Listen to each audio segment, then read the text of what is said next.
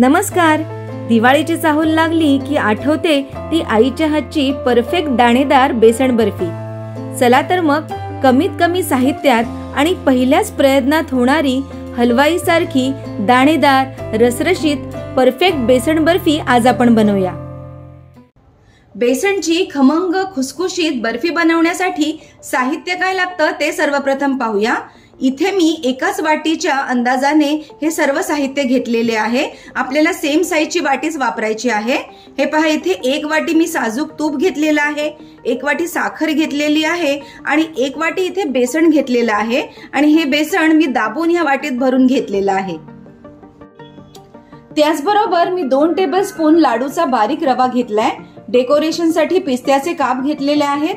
2 ते 3 टेबलस्पून दूध घेतलेलं आहे आणि वेलची पावडर घेतली आहे. आता एका कढईमध्ये मी हे सर्व तूप घालत आहे. तूप गरम झालं की यामध्ये हा 2 टेबलस्पून बारीक रवा घालायचा आहे आणि हा थोडासा परतून घ्यायचा आहे. रवा घातल्याने बर्फी जी आहे ती छान खुसखुशीत होते.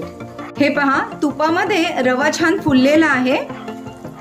रवा छान फुलला की त्यामध्ये हे सर्व बेसन घालायचे. बेसन भाजताना गॅस जो आहे तो जास्त फास्ट ठेवायचा नाहीये. स्लो टू मीडियम गॅसवर आपल्याला हे बेसन भाजून घ्यायचं आहे. बेसनाचा छान खमंग सुगंध सुटेपर्यंत आणि लाईट ब्राऊन कलर होईपर्यंत हे बेसन आपल्याला छान भाजून घ्यायचे. बेसन भाजताना जराही गॅस पासून बाजूला जायचं नाहीये. असंच सतत हलवत आपल्याला हे बेसन भाजून घ्यायचे. आणि सर्वात महत्त्वाचं म्हणजे बेसनापासून कोणतीही मिठाई बनवताना हे बेसन आपल्याला व्यवस्थित चाळून घ्यायचं आहे.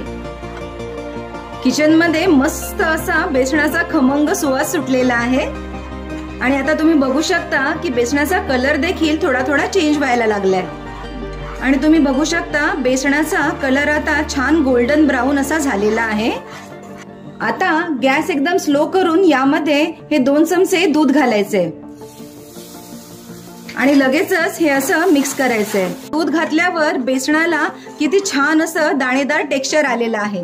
हे पहा, आणखी असं 2 मिनिटं मी फक्त परतून घेते. बेसन भाजून झालेलं आहे.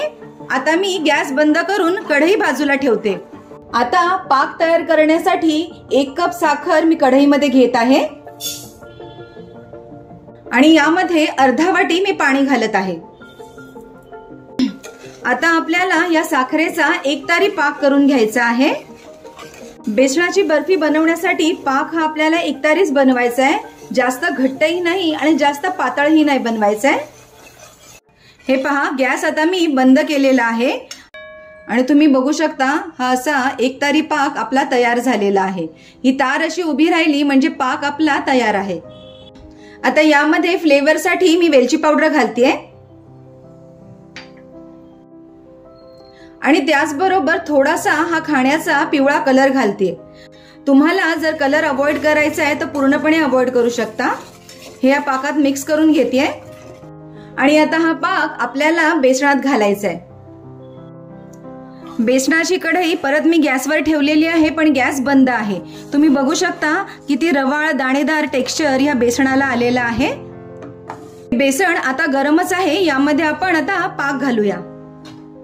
सर्व पाक मी या बेसनामध्ये घालत आहे आणि आता जराही वेळ न घालवता हा पाक या बेसनामध्ये मिक्स करून घ्यायचा आहे. पाक मिक्स झाला की लगेचच आपल्याला गॅस सुरू करून थोडा वेळ हे असं ढवळायचं आहे. हे मिश्रण असं घट्ट झालं की लगेचच आपल्याला गॅस बंद करायचा आहे आणि आपल्याला एका टिनमध्ये आता हे ट्रान्सफर करायचंय. हे पहा, इथे एका टिनला मी बटर पेपर लावून घेतलाय आणि त्यावर थोडे पिस्ते घालते आणि आता लगेचच हे बर्फीचं जे मिश्रण आहे हे या टिनमध्ये सेट करण्यासाठी घालायचंय.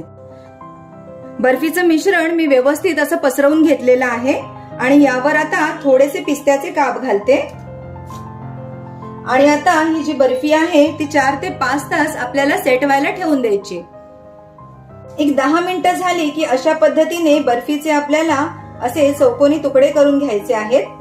कारण जर बर्फी पूर्ण थंड झाली तर आपल्याला त्याचे काप व्यवस्थित करता नाही येणार. हे पहा 4 ते 5 तास झालेले आहेत. बेसन बर्फी अगदी व्यवस्थित सेट झालेली आहे आणि आता ही मी अशी कट करते. अगदी व्यवस्थित ही कट होत आहे. हे पहा ही बेसन बर्फी किती छान दाणेदार आणि रवाळ झालेली आहे. याचं इथे टेक्स्चर तुम्ही बघू शकता किती सुंदर आलेलं आहे. हे पहा आता मी तुम्हाला ही बेसन बर्फी तोडून दाखवते. तुम्ही बघू शकता आतमध्ये किती रसरशीत आणि सुंदर दिसते. याला आतून किती छान टेक्स्चर आलेलं आहे. किती दाणेदार आणि रवाळ ही बेसन बर्फी झालेली आहे. तर ही बघा आपली परफेक्ट दाणेदार बेसन बर्फी तयार आहे. तुम्ही ही रेसिपी नक्की करून बघा आणि आवडल्यास आमच्या व्हिडिओला लाईक करा आणि चॅनलला सबस्क्राईब करून तुमचा अनुभव कमेंट्समध्ये नक्की सांगा. तुम्हाला दिवाळीच्या खूप खूप शुभेच्छा. धन्यवाद.